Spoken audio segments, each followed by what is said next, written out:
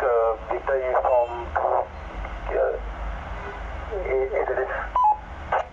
म्हणजे तुम्हाला अँटिनेचं महत्त्व आता कळालं का नाही? अँटिनामध्ये इम्प्रूव्हमेंट केल्यावर किती क्वालिटी वाईज फरक पडतो. मागचं रेकॉर्डिंग माझ्याकडे आहे, तुम्हाला मी पाठवलेलं आहे आणि तुम्ही आता रिवाईज रेकॉर्डिंग पण बघा एक ओव्हर दिल्यावर.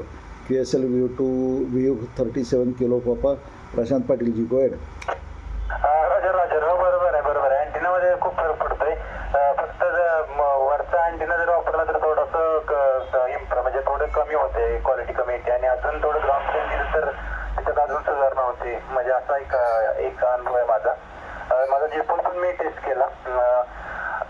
तो VU2 वर. रॉजर, आत्ता जेपोल बरोबर आणलं आहे काय तुम्ही QSL? नाही, जेपोल मी नाही आणलेला आता, कारण मी जेपोल माझ्या टेरेसवरती ह्याच्यावरती पाण्याच्या टाकीवरती फिक्स केलं आणि मी त्याचं टेस्टिंग पण घेतलं.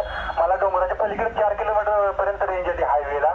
म्हणजे बरेच इमारती वगैरे बऱ्याच आहेत, पण रेंज चांगली आली. 4 किलोमीटर पर्यंत रेंज आली डोंगराच्या साईडला.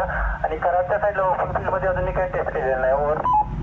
रॉजर नाही, मला वाटलं इथं आणलं आहे. इथं आणलं असतं तर तुम्हाला 0.4 वॅटवर म्हणजे सगळ्यात लो पॉवर आहे त्यावर सुद्धा तुम्हाला कम्युनिकेशन झालं असतं. काय हे ट्राय करायचं होतं आपल्याला. Roger on that VU37 kilo papa. मी आता जाणार आहे त्यामुळे मी जास्त वेळ तुमची ओव्हर घेत नाही.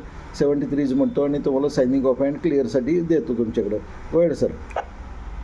Roger on that. सॉरी. हो, मी एकदा यागी अँटेना किंवा जेपोल अँटेना एकदा ट्राय करेन वरती आणायचा आणि त्याच्यानंतर आपण एक टेस्ट घेऊ. 73 and have a good day.